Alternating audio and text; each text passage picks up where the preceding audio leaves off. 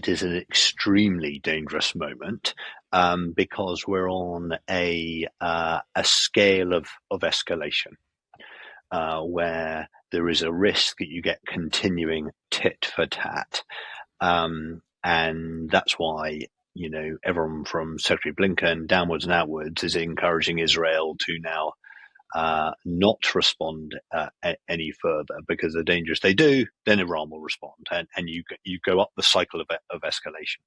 So it is a potentially very dangerous moment. It is also a very unusual moment. Iran, for all their animosity towards Israel, striking or seeking to strike Israel physically in this manner from is unprecedented.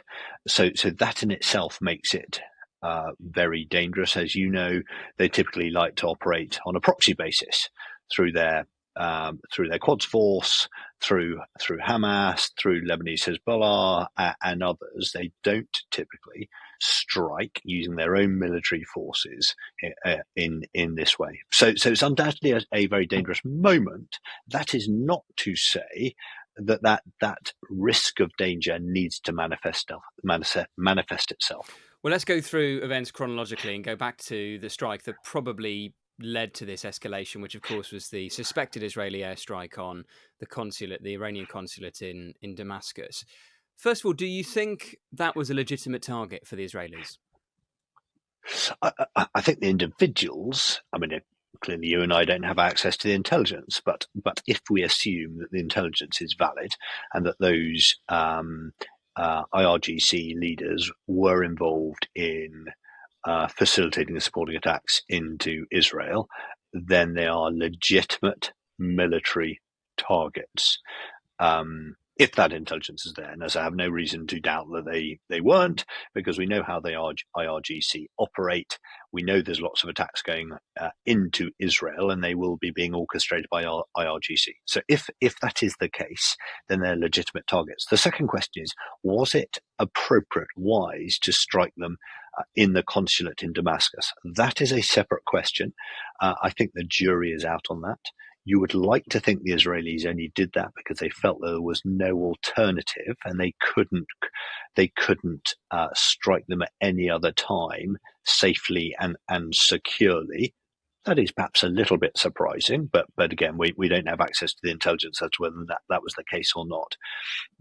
I have read, and again, I don't know, that the advice to the war cabinet was that this was absolutely fine. It wasn't out of the ordinary, and striking them in the consulate would be fine. I'm surprised nobody challenged that on the legal side or anything else to say, even if we think we're legally okay here, consulate, this is potentially problematic. And of course for Iran, it proved so. We'll circle back if I may later on to the American strike on Qasem Soleimani in January 2020, the head of the Quds of the IRGC, because there are an awful lot of parallels there.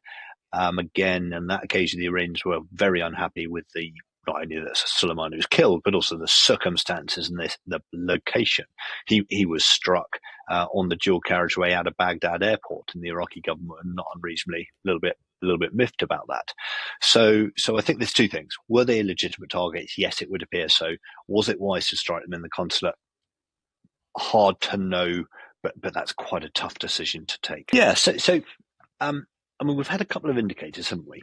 So the Chief of Staff of the Israeli Defense Force, General Halevi, yesterday said that Iran will be met with a response. I thought that was interesting. Will be met with a response. Pretty vague. It wasn't, we're going to come down with, hell and damnation. It was with a response. well, of course, there's going to be some kind of response, even if it's only diplomatic. So I thought that was very interesting, moderate language. I think some people have overinterpreted that means that there's going to be strikes. Maybe there are, but I thought General Levy's language left everything on the table because America, Britain, Arab nations will all be trying to just kind of put a lid on this. Then the cabinet have more recently said that they'll respond in a quote manner and time of our choosing. Again, very, very vague. So thing one, I hope both of those things point to the fact that the cabinet have not made precipitous decisions about an escalatory response, and that this gives time for cool heads to prevail and diplomatic conversations to take place. Again, this is where London's embassy in Tehran is useful. And as I say, the Americans and others will be messaging very very carefully. So, so what at a minimum what happens is not very much.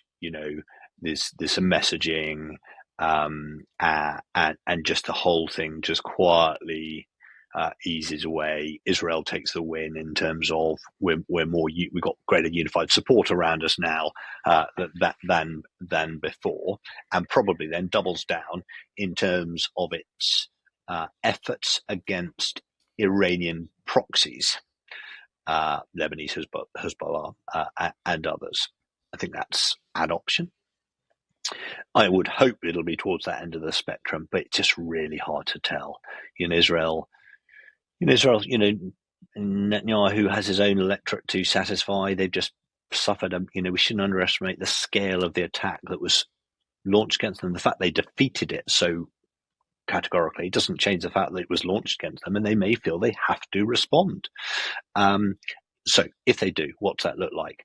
Well, at its, there's speculation about do they go after Iran's nuclear program? I mean, they've of course tried that in the past through all sorts of means, cyber, through assassinations, et al.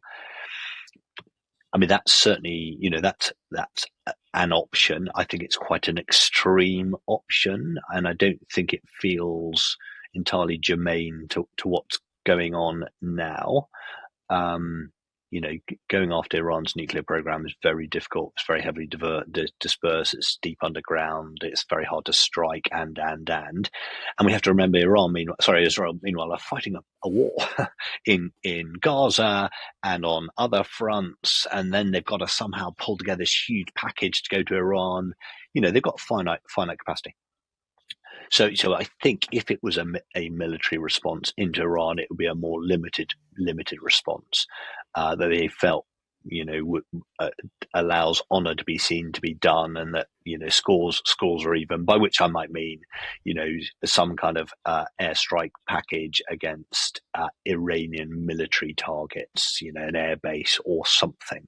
But hey, look, we're speculating. The problem with war with use of force is you get in, as I said earlier, into the kind of law of unintended consequences.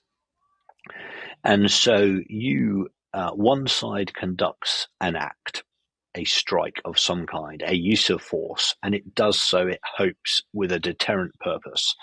But of course, the person receiving the strike, the act, will receive it and make their own judgments. And, so we used to talk about, your kind of escalation, de-escalation calculus. And what you're constantly seeking to do when you carry out an act is to try and increase the jeopardy for the other side in responding. And you are also always trying to offer them what the Americans would call off-ramps. The opportunity to then de-escalate. Okay, kind of enough's enough. Kind of, I think we're all good, aren't we? Let's just kind of bring the temperature back down again. But you don't know that's going to happen. I mean, look at the history of how World War I started. It was miscalculation after miscalculation. Nobody kind of thought they were about to go into the Great War.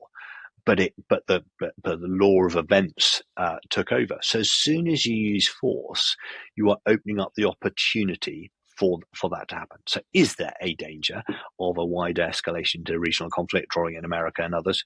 Of course there is. That is a possibility. Do I think it's likely? I actually don't, because Iran, for all what we may say about them, they are typically a relatively rational actor.